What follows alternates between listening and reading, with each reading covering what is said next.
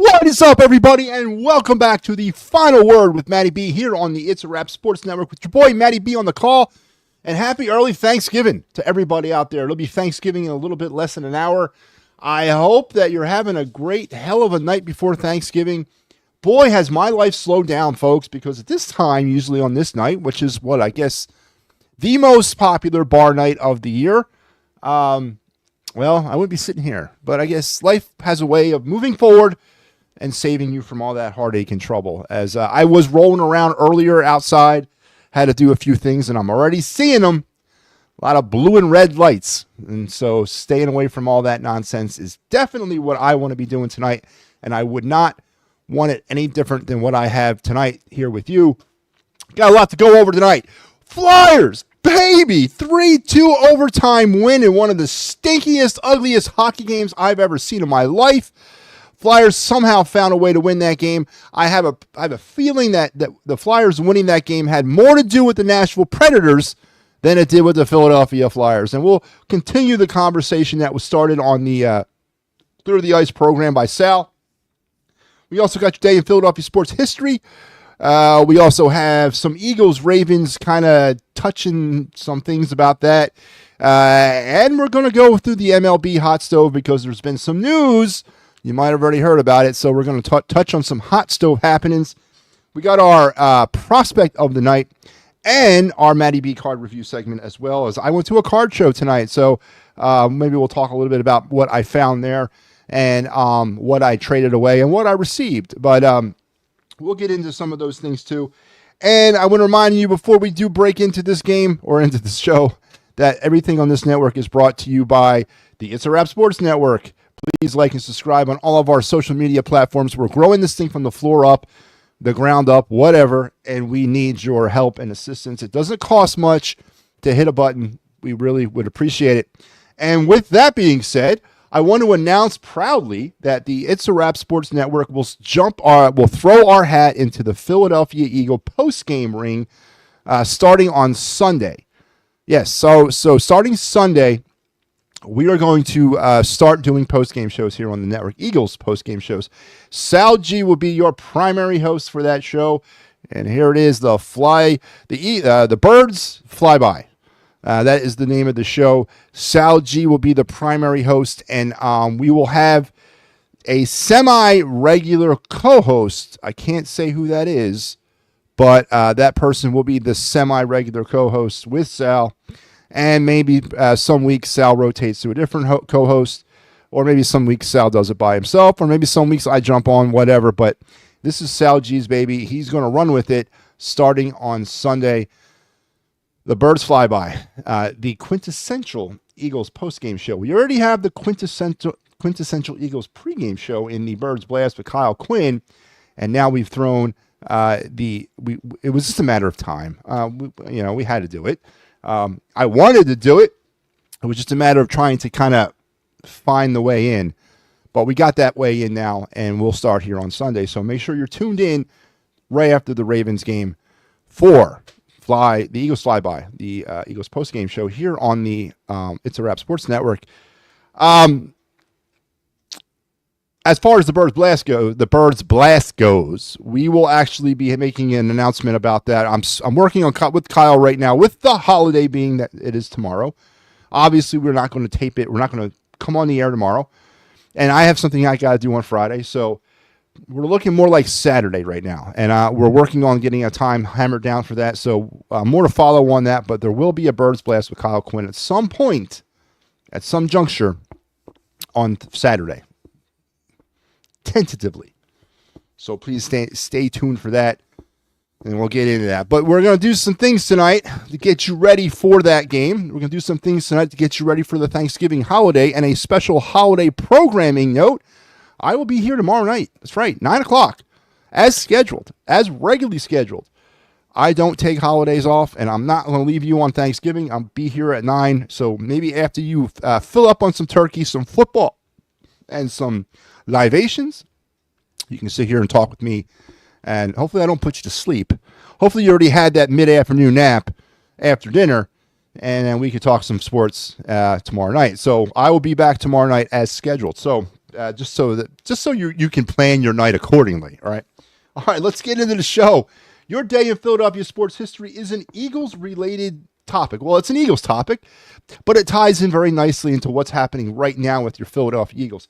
On this day, back in 1949, and no, again, I was not present physically to witness this, but Steve Van Buren, the all-time great Hall of Fame Eagle running back, became the second Eagle player in Eagles history to rush for over 200 yards in a single game. He did it on this day in 1949 against, where is it? I just saw it. Against Pittsburgh, and it was 205 yards. So that was the record. Until, of course, 2013, when Shady McCoy came by and did it for 217 yards in the snow against Detroit. That was the record until last Sunday. Saquon Barkley came along and did it to the Los Angeles Rams to a tune of 225 yards. So, or was it 255 yards? 255? Was that what he was? Yeah. So, Steve Van Buren at one time held that record, but obviously he doesn't hold it anymore. He's been dethroned twice so far in holding that record. But on this day in 1949, Steve Van Buren became, at that time, the only second Eagle in history to rush for over 200 yards a game, and he held the record all the way to 2013. And then Shady McCoy broke it, and then McCoy had it from 2013 to last Sunday. And then, of course, Saquon Barkley came along and beat that record as well. And there you have it, your day in Philadelphia sports history, brought to you by the good folks here at It's a Wrap. I guess we can go right into the Eagles. You know what? No, let's hold the Eagles off. I do want to continue the conversation about the Flyers. Great job by Sal G, of course, doing the post-game stuff on this network, but I don't think he painted an eloquent, a complete picture of how just bad this game was for the Flyers and how lucky they are that they played the Nashville Predators, who are on a different level of bad themselves. The Flyers' offense was non-existent for 59 minutes of this game. 59 minutes, the Flyers could not generate any kind of sustained offense. They finally got some offense rolling at the very end. And to be honest with you, as we set up this last part of the game, pulling the goalie with 2 minutes and 46 seconds left, down one, not a big fan of. I could see if you're down by 2, but yeah, I'm not a big fan of pulling the goalie that early. Maybe reason number 85, while I am not the head coach of the Flyers, but Tortorella goes ahead. He pulls the goalie with 2 minutes and 46 seconds left. The Flyers then get a gifted too many men on the ice penalty by the Predators. So they go on a 6-on-4 power play for 2 minutes. And in that 2 minutes, they generated a grand total of 0 shots. I mean, come on. You got a 6-on-4 for the essentially last 2 minutes of the game, and you should be throwing everything at the damn wall on this, and you come out of it with no shots on goal recorded? I mean, that's otherworldly bad. The Flyers' offense goes in these little funks. It seems like every other game, they're good, they're bad, they're good, they're bad. Tonight, they were terrible, and as I said at the top of this, I don't know if the Flyers win tonight as a product of their superior skill and tenacity and grit and fighting back, or if it was the fact that they're playing a really bad Nashville Predator team right now. I'm going to tend and go on the side of a really bad Nashville Predator team.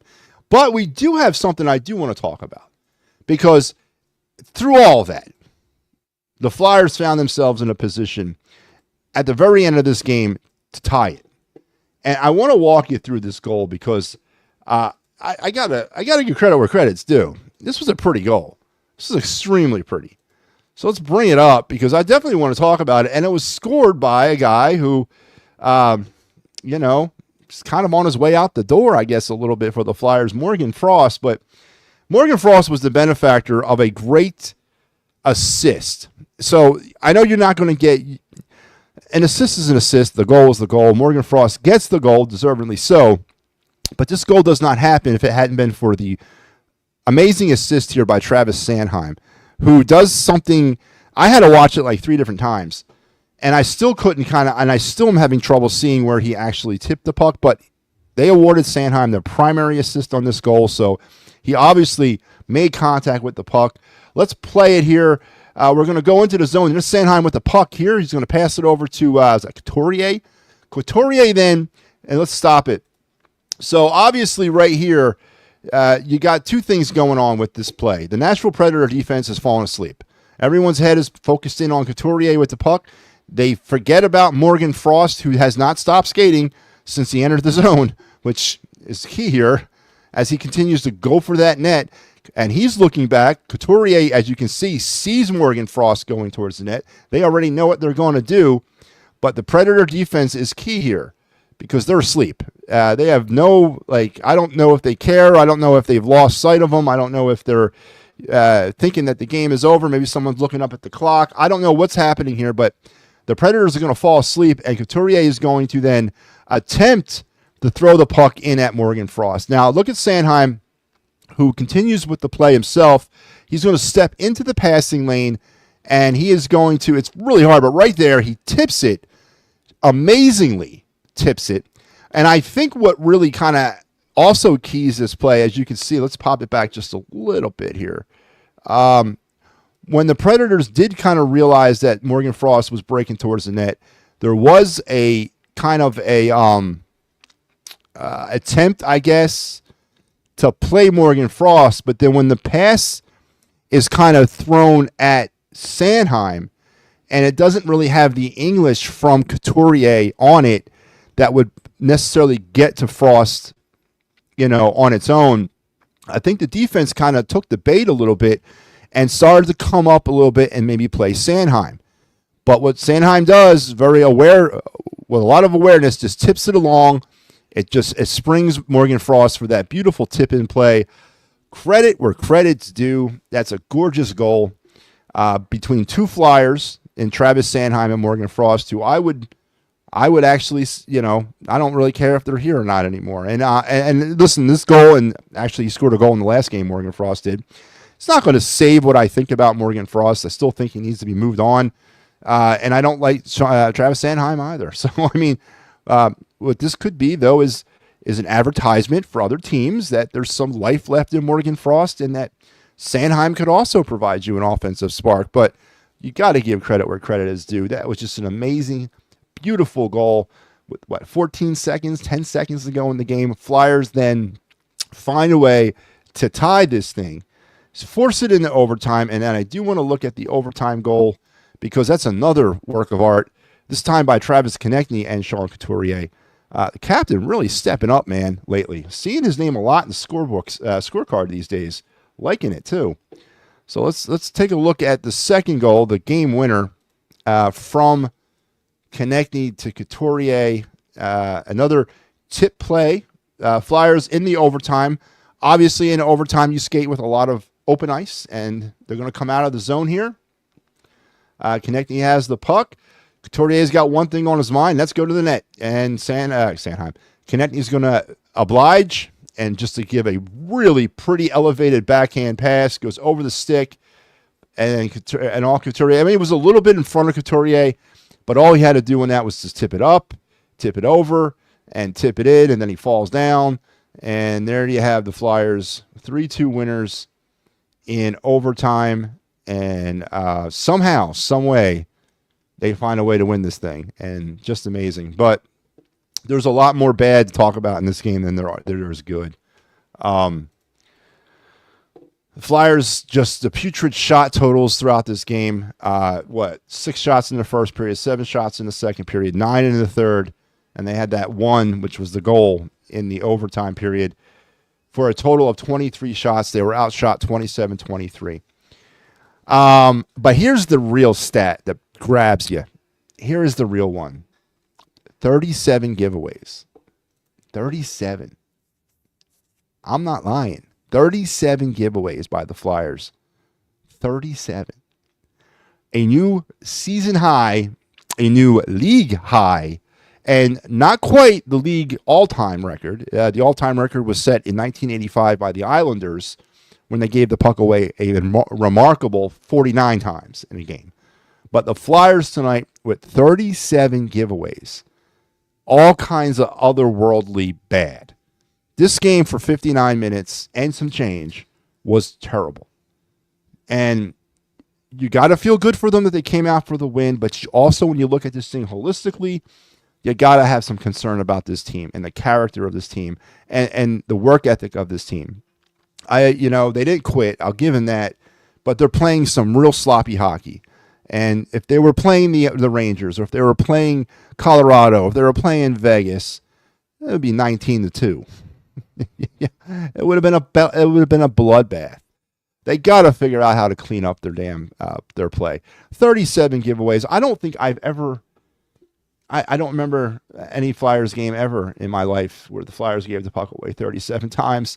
Now on the season, they've given the puck away 363 times for an average of almost 16 a game. They went up a whole 1 point in the giveaway column because of what happened tonight. So 37 giveaways.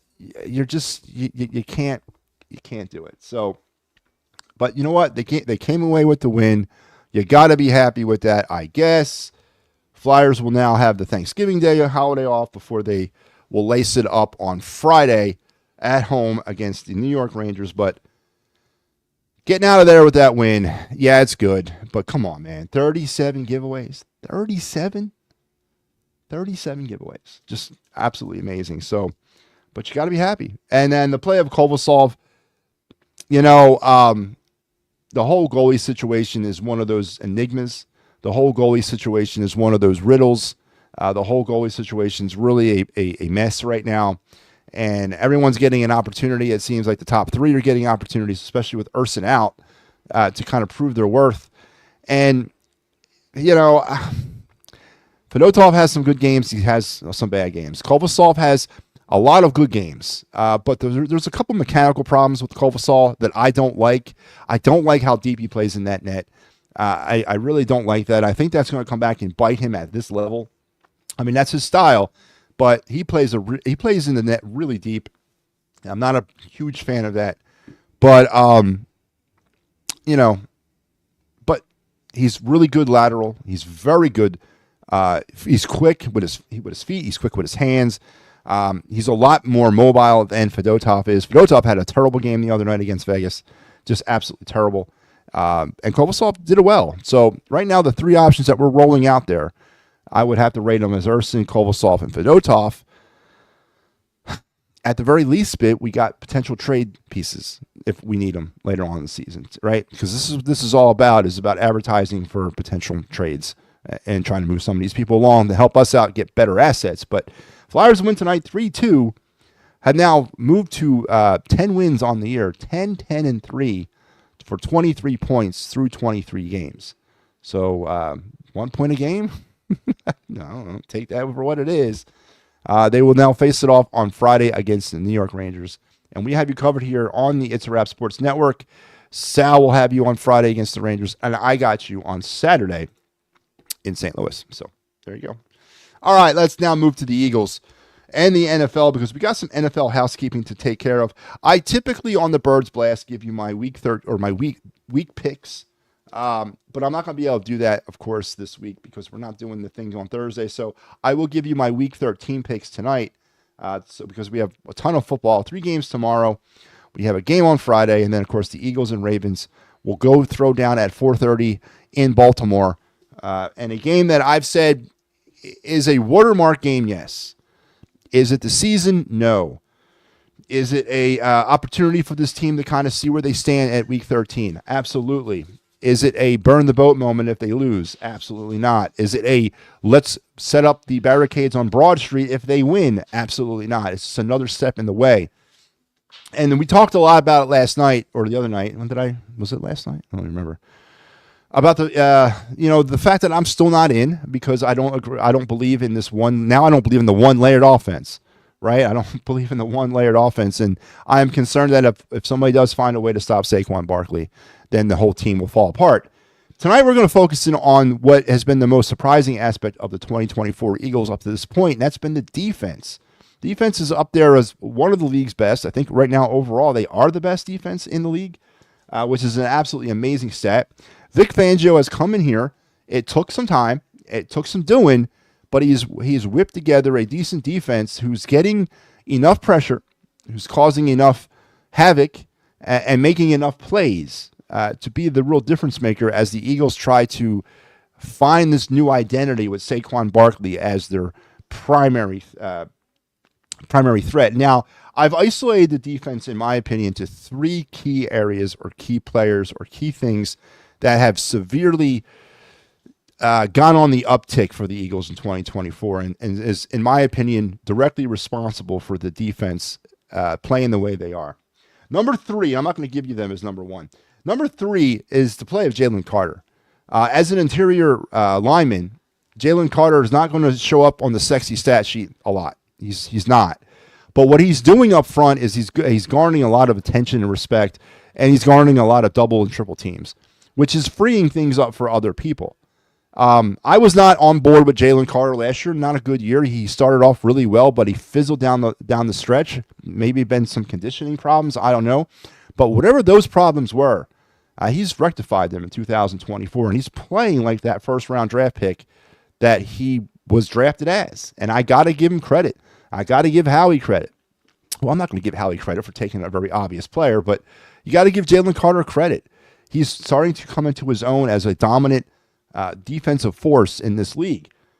The number two thing that I'm taking away from this defense has got to be the secondary. The play of not only your secondary as your DBs and your safeties, but the play of the linebackers.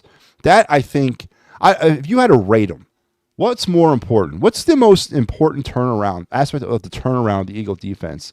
Is it the play of the secondary or is it the play of the linebackers? Or are they hand in hand? Are they equally as impactful this season? But what we're getting out of Zach Bond and the Kobe Dean was not expected by anybody. And I don't care what Eagle fan they tell you and how much they study the team and how much they look at the team to sit there and tell you that, oh, yeah, we saw that coming. Yeah, that was going to happen. Zach Bond, yeah, that was known, you know. And the Kobe Dean, you know, the first 2 years he couldn't stay on the field because he got hurt all the time. And when he got on the field, he was pretty ineffective at that point as well. Now, we saw this breakout season coming. No one saw it coming, but it's a positive thing. They have been, as the linebackers go, have been absolutely everything and more than you could expect. And they're both, Kobe Dean being young and Zach Bond being sort of cheap at this time, controllable assets for the Eagles for the next couple seasons, next 2-3 seasons, before they have to maybe look at perhaps finding their replacements. You got to be impressed with the play of the linebackers. Play of the secondary. Is it the play of the secondary has been so dominant? Is it the play of the secondary has been so dominant because the Eagles have not faced specific quarterback elite talent? Stafford, Burrow, you know, they've gone up against a couple of them. Or has the play of the secondary been so elite and dominant because these players are elite and dominant? Cooper DeJean, Quinyon Mitchell, and then the rest of them back there. Slay to a certain point too. What is it? Is it a combination of all three? But whatever it is, it's working. And whenever it is, it's definitely looks like the Eagles have found their secondary for the next 10 years, if that's what this is going to be. So that to me is the 3 and 2 in my top three reasons why the Eagle defense has turned it around. And then number one has got to be, you got to give credit to Vic Fangio. I guess real coaching does matter. And he came in here and he's been coaching them for real. And it definitely seems, you see that on Sunday. So all those things, you know, are equaling what the Eagle defense is doing. And it's great to see, and I will say that, it's great to see. It's been very impressive. Each week I look to see this defense kind of fall, and they don't. Are they generating enough turnovers for me? No, only 14 through 13 games or 12 games. It's got to be better. They're going to have to take the ball away a little bit better in order to fulfill their destiny and win the Super Bowl.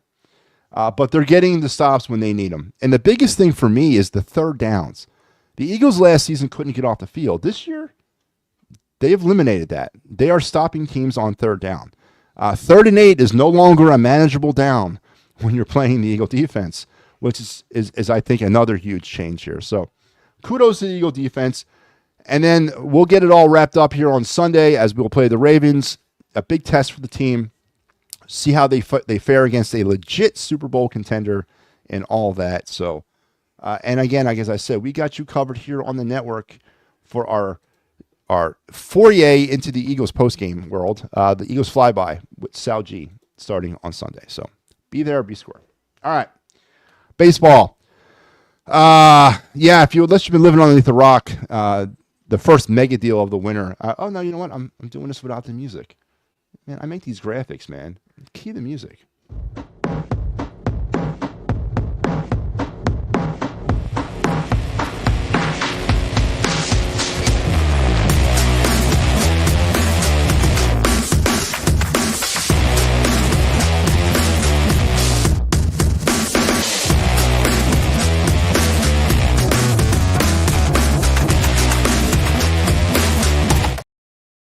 All right, that was your It's a Wrap Sports MLB Hot Stove theme music as we develop that. So let's get into the Hot Stove report. Again, unless you've been living underneath a rock, you've already heard that Blake Snell and the Los Angeles Dodgers have agreed to a mega 5-year, $182 million contract. So if you do the fuzzy math at home, $36.4 million a year, as he will join Yashimoto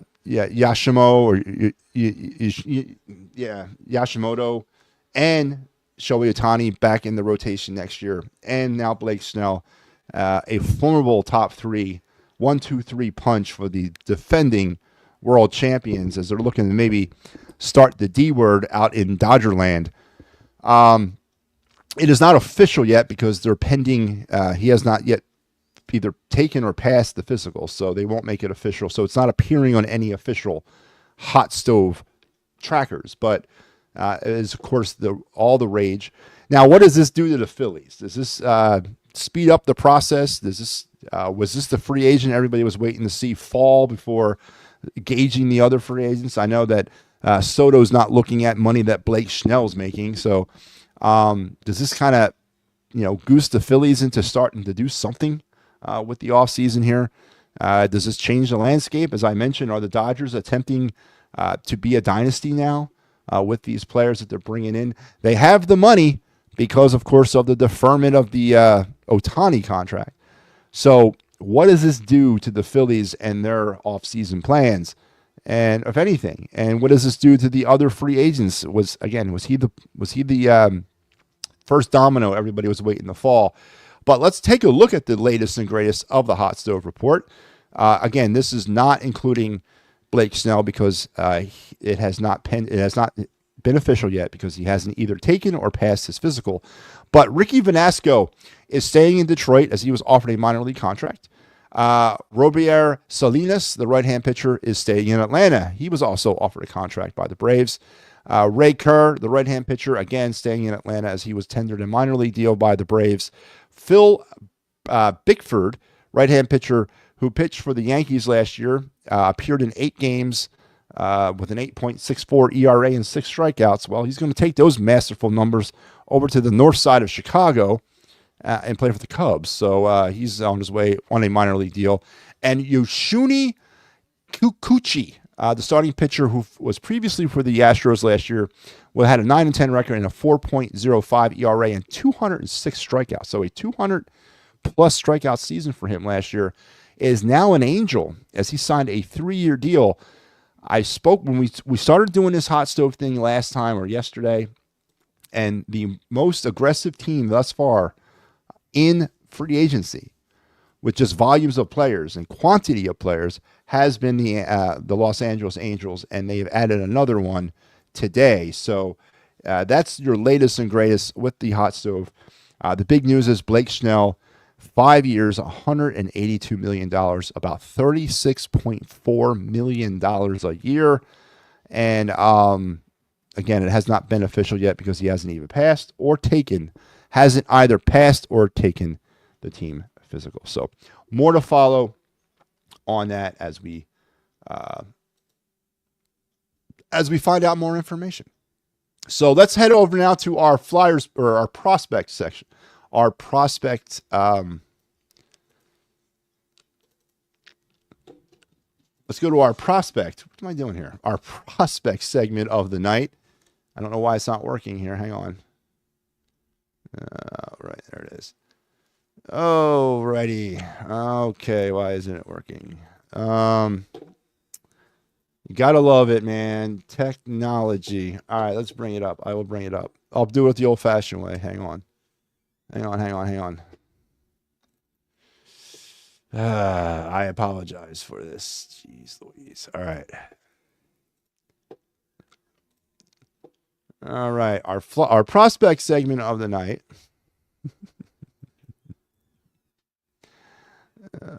Saying it 1,000 times ain't going to make it come true. All right. It's not working. All right. So we're not going to do it tonight. I don't know why it's not working. I don't know why we're not able to do this.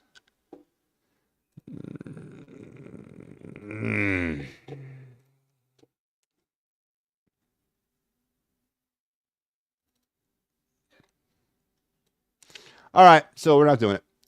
Oh, I know why. My bad. Hang on.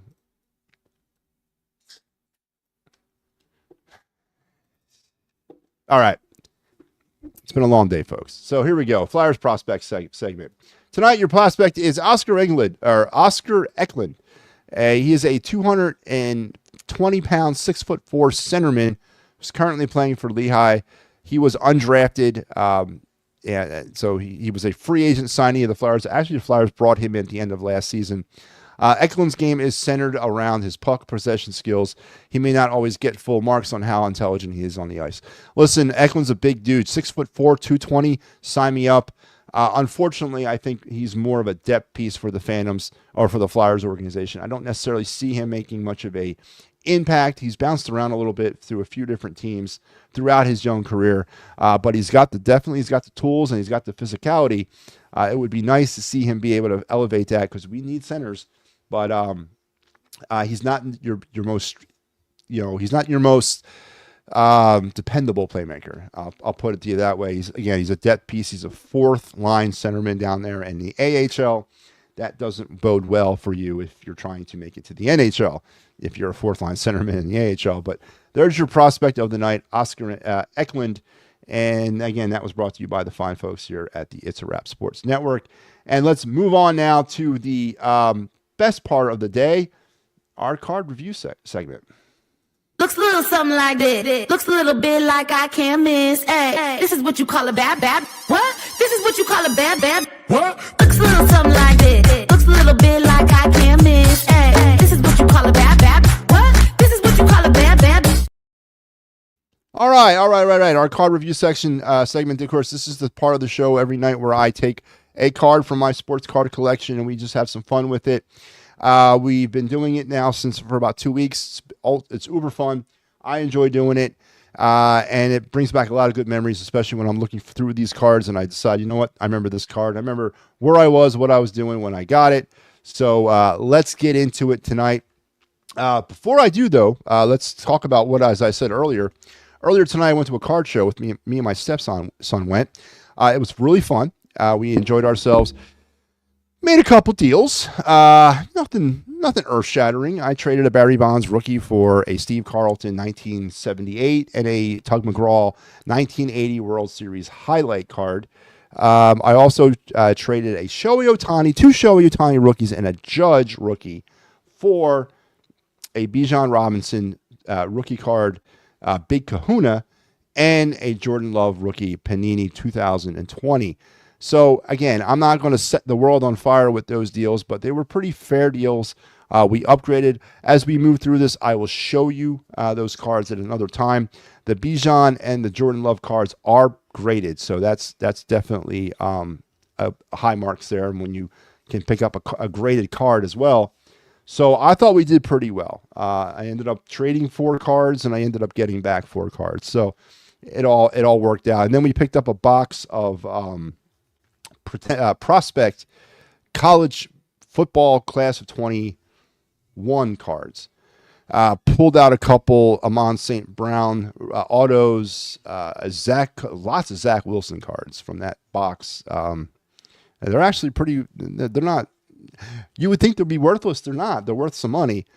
Some decent cards. So I had fun tonight, and again, it's all part of the hobby. It was a one-night pop-up show, night before Thanksgiving, about 50 miles from where I live. So we went out and we enjoyed the late afternoon into the early evening doing that. So I had a blast.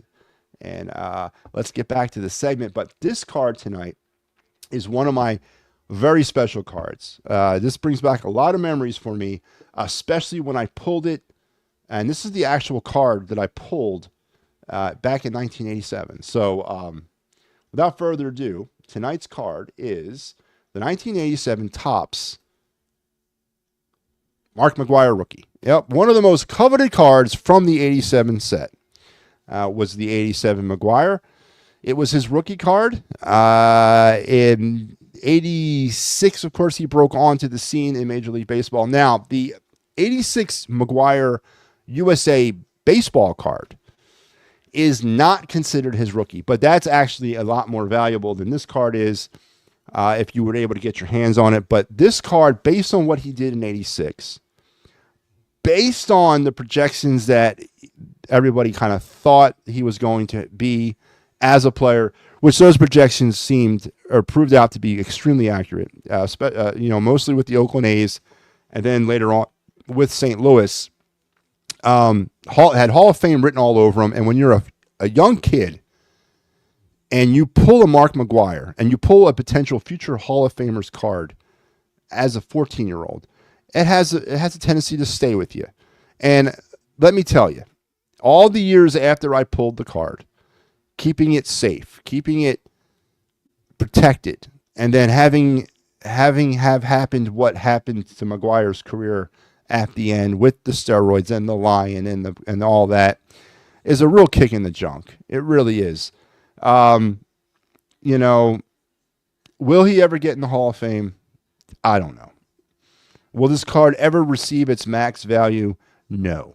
I can tell you that it won't. Because even if he does get in the Hall of Fame, he is tainted. Right now, this card, raw, about $10. That shouldn't be the case at this point in time. McGwire should be in the Hall of Fame. This card should probably be about $100 to $150 card. But because of all the turmoil and scandal and shenanigans circling around Mark McGwire and his career at the end, this card is what it is. But I will never forget the moment that I actually pulled this card out of a pack. And here's the card itself that I actually pulled out of a pack in 1987. Again, how hard it is for a 14-year-old boy to take a card and save it for 40 some odd years with the hopes that it becomes a mega card.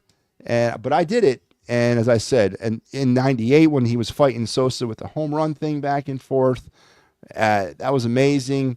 And then when everything happened the way it happened, just a real kick in the pants. So there you have it. My card of the night, the 1987 Topps Mark McGwire rookie card.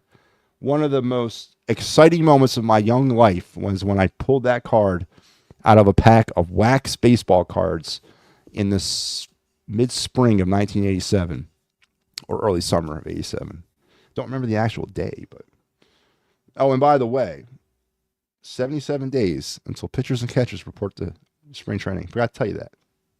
Forgot to give you the update on when spring training will begin. So 77 days from today, pitchers and catchers will go to spring training. But there you have it, Mark McGwire, my card review of the night. A wasted potential, a wasted windfall of financial success befalled me and these cards. But still, as I said tonight, I moved a Barry Bonds rookie. Same year, 87 Topps. I had two of them. And I was able to, I traded one Barry Bonds rookie card for, as I said, the Steve Carlton and the Tug McGraw. Here's the thing. Again, you're looking at two Hall of Fame cards right here. You're looking at this card and the Barry Bonds 87 rookie card. And then I'm trading them for equal value for a 1979 Steve Carlton and a 1981 Tug McGraw World Series highlight card. It's a criminal shame, man. It's a criminal shame that neither McGwire or Bonds will probably ever see the Hall of Fame. But it was such a thrill as a child to be able to acquire their cards because you knew their careers were going to be something special. But, they're grown men. I can't stop them from doing what they did, but they did, and now we all have to pay for it, but literally. So there you have it. Mark McGuire was my card of the night, and that is going to bring me to the final segment of my show tonight. I'm going to backtrack a little bit because, as I mentioned at the top, with the fact that we have 3 games tomorrow, and the Birds Blast will not be seen until Saturday, I want to give you my Week 13 picks now, minus the Eagles and Ravens. We'll wait for that one on Sunday. But here we go. Starting with the Thanksgiving Day games, I like Detroit over Chicago. I like the Giants over the Cowboys because I'll never pick the Cowboys. I like Miami over Green Bay on Thursday night. On Friday, give me the Chiefs over the Raiders. The Falcons over the Chargers on Sunday. Pittsburgh over Cincinnati. Arizona over Minnesota. Keep an eye out for Arizona, man. They're surging. Indianapolis will beat Indy will beat New England. Seattle over the Jets. Washington over the Titans. Houston over Jacksonville. The Rams will rebound and beat the Saints. Tampa over Carolina. Buffalo will beat San Francisco on Sunday night. And it'll be Denver over Cleveland on Monday Night Football. And there you have my Week 13 picks, with the exception, of course, of the Eagles-Ravens, which I'll give you tomorrow or Saturday when me and Kyle come together for the Birds Blast. So, listen, I hope everybody is having a safe Thanksgiving Eve, and I want to wish everybody out there a happy Thanksgiving. I will be back tomorrow for this show, and hopefully you will be in attendance at 9 o'clock, the usual time. Please spend your Thanksgiving Day night with me. I'll help you unwind. No controversy. I know for some people tomorrow is going to be a politically charged day. It might be a kind of a rough day for some people. Listen, let it all go off your back and remember why you're all coming together in the first place. So have a happy Thanksgiving. Stay safe out there if you're out there tonight. Make sure you make it till tomorrow, and we'll talk later. Have a great rest of your night and have a fantastic Thanksgiving. Good night.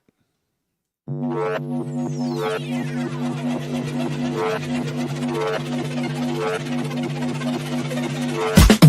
been coming up hot for a minute. Everybody know the drop when I'm in it. I drop the top when I'm in it. Everybody know the drop when I'm in it. Yeah, I go so yo. Everybody know I'm you know when it click through. Then it's about to be a slow beat.